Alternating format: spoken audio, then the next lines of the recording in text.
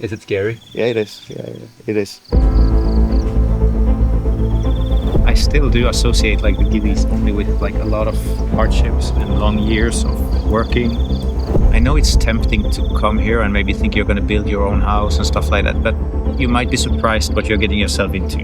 I learned so much about myself during these years, these like 15 years of loneliness, and I learned about myself that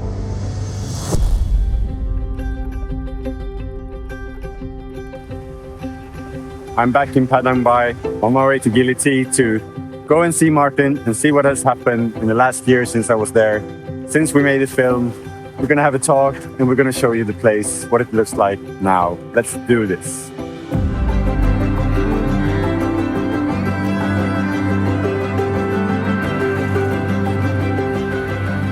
Be careful.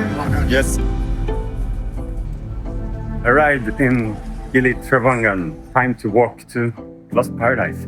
Last time we did horse taxi. This time I only have this bag, so I can walk from the harbor. I saw the documentary and I thought, oh, I have to go and check that place. Didn't expect to see you here.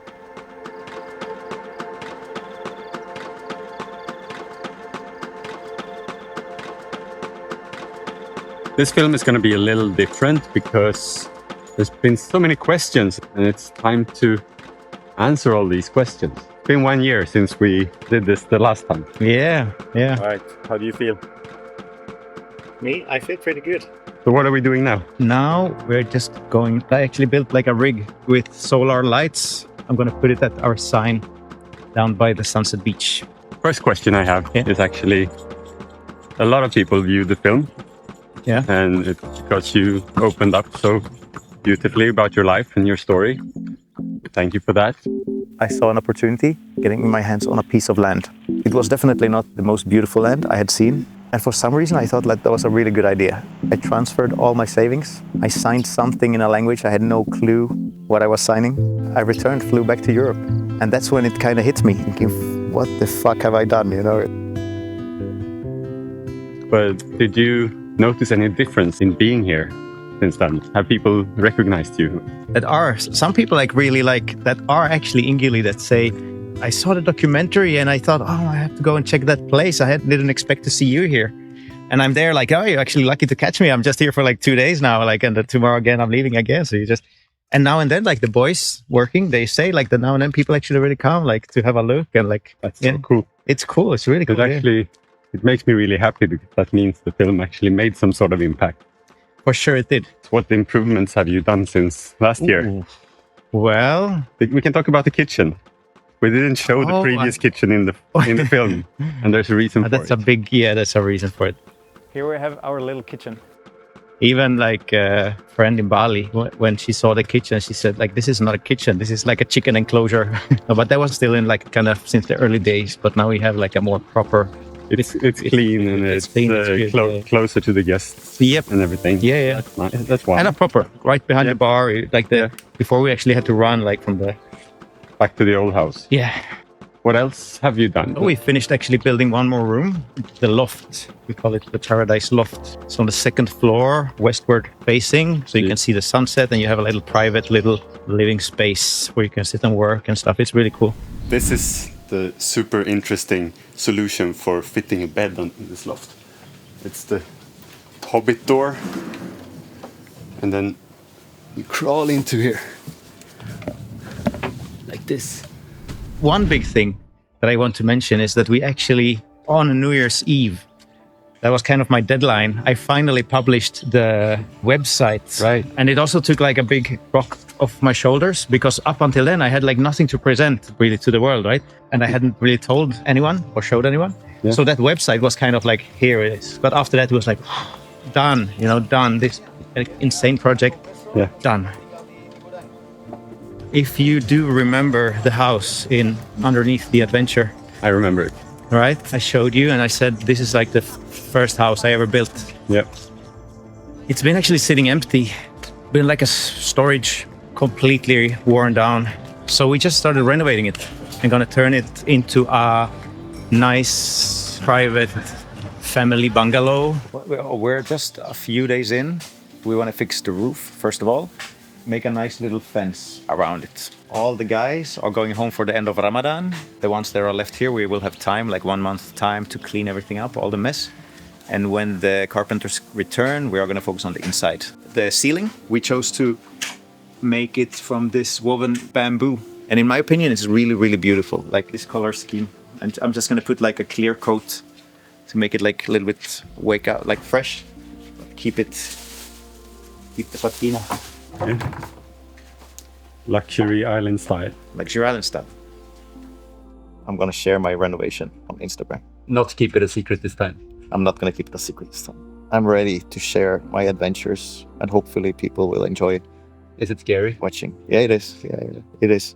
So that's the project right now. And we actually built a really cool, or soon finished, a water tower.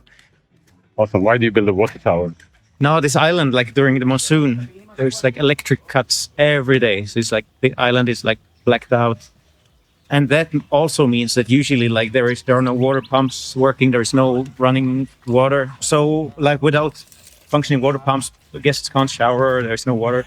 But if we have this tank on the water tower, we are like safe, at least for the water.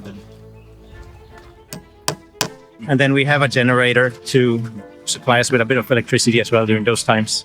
You're going to build a room there. I'm going to build a room inside the trees, like a little treehouse style thing.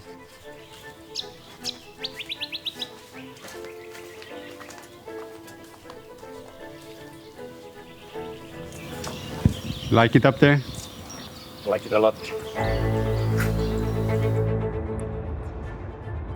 What are your feelings on being on Gili now? Do you want to go out here and party on the beach clubs? No, I don't do that. I still do associate like the Gilis only with like a lot of hardships and long years of working. The only thing that matters is Lost Paradise. Now I still do it like with a nice relief. I don't feel like the heavy weight of like having to make it, because it's kind of done. So now it's actually quite nice, quite joyful to come out here and like fix some small Just details. do small incremental improvements. Yeah. When I come here, it's like coming to paradise. But it is a very small island, and it's really good if you want to go scuba diving or surfing, do some activities. But I mean, if you've been here for so many years, I guess that charm is long gone. Yeah.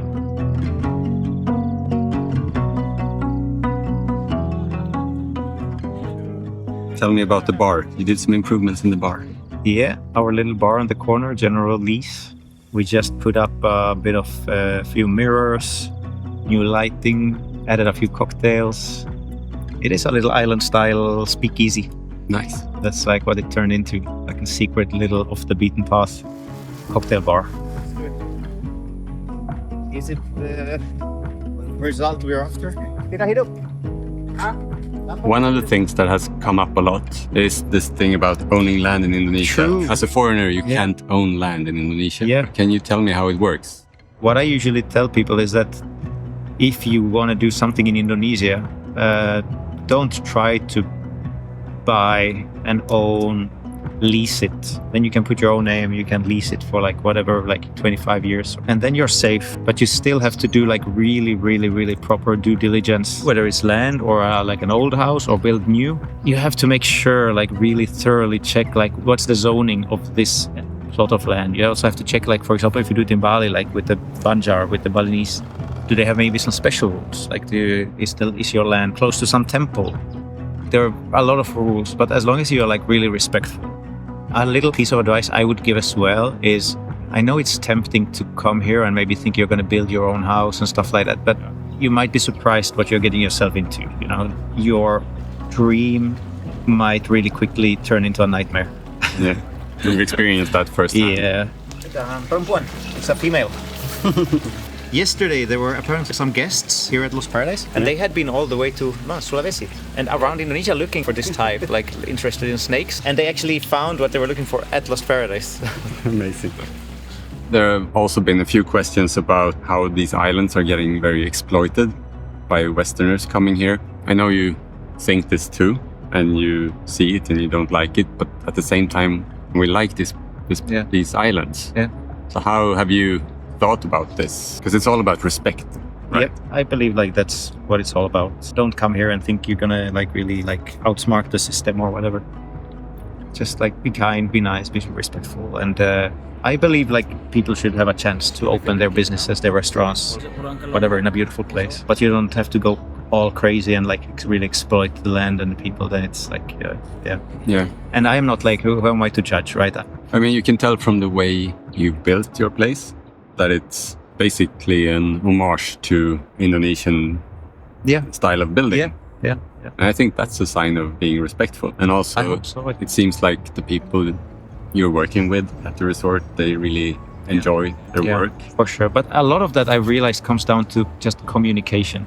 I know many like Western entrepreneurs who come down here and try to do things their way or like how it's done in the West, and it just doesn't work. And also it's because they don't know the language, and the locals might not speak English as well. We just go very straight. We say how it is, like this is bad, this is good, this is like don't do that, you know. But here you have to be a little bit more tactile.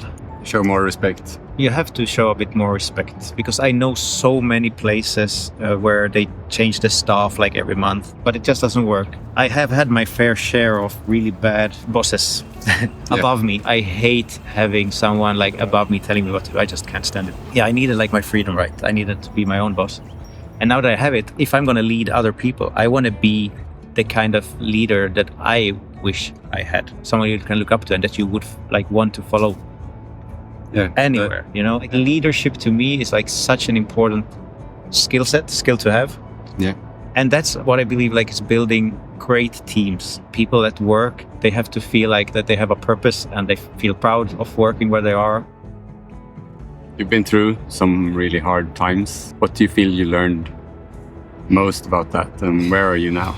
I learned so much about myself during these years, you know, these like 15 years of loneliness, and I learned about myself that I'm happy that I'm kind of an easy person, you know. I don't require that much from life, you know, just jumping on my Vespa, driving somewhere like in the rice fields, having a cup of coffee or a cup of tea, and just good. Yeah. It's a good life. Thank you for doing this.